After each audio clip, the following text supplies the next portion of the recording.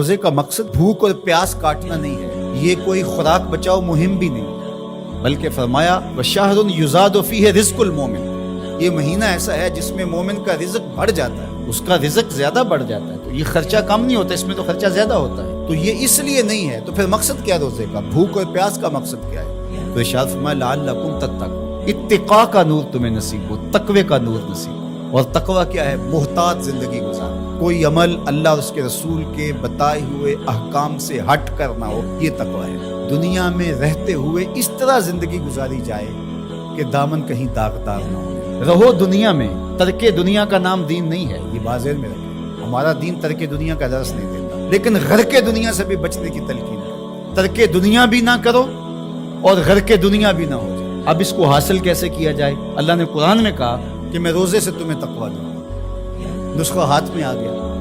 اب سوال یہ ہے کہ روزے سے تقوی کیسے ملتا ہے؟ صحیح حدیث میں ہے، بخاری ہے، اذا جاء رمضان سلسلۃ الشیاطین، جب ماہ سیام رمضان المبارک آتا ہے تو شیاطین جکڑ دیے جاتے ہیں، شیاطین جکڑ دیے گئے، تبھی تو مساجد کے دروازے کھل گئے، تبھی تو نماز کا رجحان پیدا ہوا، صدقہ و خیرات کے لیے لوگوں کے دلوں کے اندر مزید نرمی پیدا ہوئی، جو 5 نمازیں بھی نہیں پڑھتے تھے تراویح کے لیے بھی کھڑے نظر آتے ہیں۔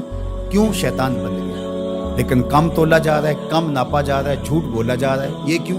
نفس موجود ہے۔ نیکی کا ماحول اس لیے پیدا ہوا کہ شیطان بن گیا، بدی پھر بھی موجود ہے اس لیے کہ نفس موجود ہے۔ اب ہمارا کام ویسے آسان ہو گیا کہ پہلے تنہا جان کو 2 دشمنوں کے مقابلے میں رہنا تھا اور جان لڑ نہیں پاتی تھی، اب دشمن ایک ہو گیا، ایک بندہ ہوا ہے، اب صرف جو ہے وہ ہم نے لڑنا ہے نفس سے، شیطان تو بندہ ہوا، اب نفس سے کیسے لڑیں گے؟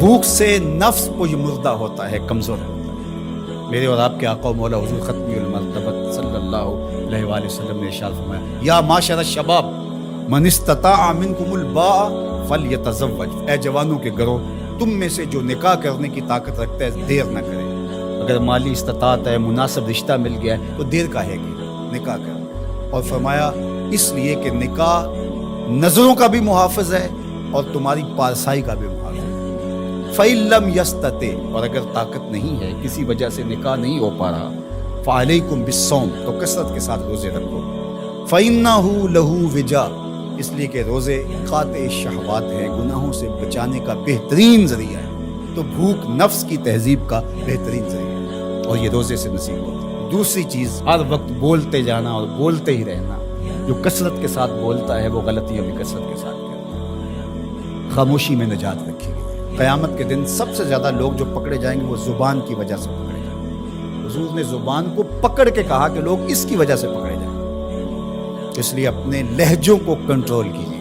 اپنی زبان کو کنٹرول کیجیے، یہ تہذیب نفس کا بہترین ذریعہ ہے۔ اور تیسری بات، العافیت فی العزلہ، عافیت تو عزلت میں، تنہائی میں، لوگوں میں جانا، لوگوں سے میل ملاپ اور اختلاط جتنا زیادہ ہوگا اتنی زیادہ آزمائشیں ہوگی، اس لیے جہاں تک ممکن ہو دینی ضرورت کے لیے آپ کو جانا پڑتا ہے، ضرور لوگوں سے ربط رکھیں، لیکن ربط پورا رکھیں، لیکن ربط بھی اچھے لوگوں کے ساتھ رکھیں۔ فرمایا تمہارا کھانا متقی کے علاوہ نہ کھائے، یعنی جس کی تم دعوت کرو وہ متقی ہو، پرہیزگار، اچھے لوگوں کے ساتھ ربط رکھو، نیک لوگوں کی صحبت میں بیٹھو گے نیکی ملے گی، برے لوگوں کی صحبت کے ساتھ بیٹھو گے تو برائی ملے گی۔ تو آئیے میں اور آپ روزے کو اس کے آداب کی رعایت کے ساتھ رکھنے کا عزم کریں۔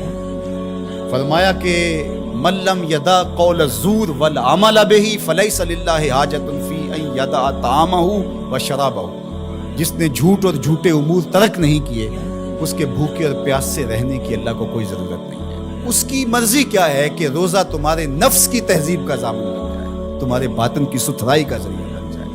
تو اس لیے یہ نہیں کہ ماہ سیام آیا اور چلا گیا، کسی کی زندگی میں 40 رمضان گزر گئے، کسی کی زندگی میں 50 رمضان المبارک گزر گئے، لیکن جہاں کھڑا تھا وہیں کھڑا رہا اور پورا مہینہ روزے رکھے، تراویح پڑھی، لیکن اندر کی طرف توجہ ہی نہ دی، رمضان کے بعد جہاں کھڑا تھا پھر وہیں کھڑا ہو گیا آ کے، تو فائدہ کیا ہوا؟ اللہ اپنی پناہیں دے، امان دے، حفاظتوں کا حصار دے۔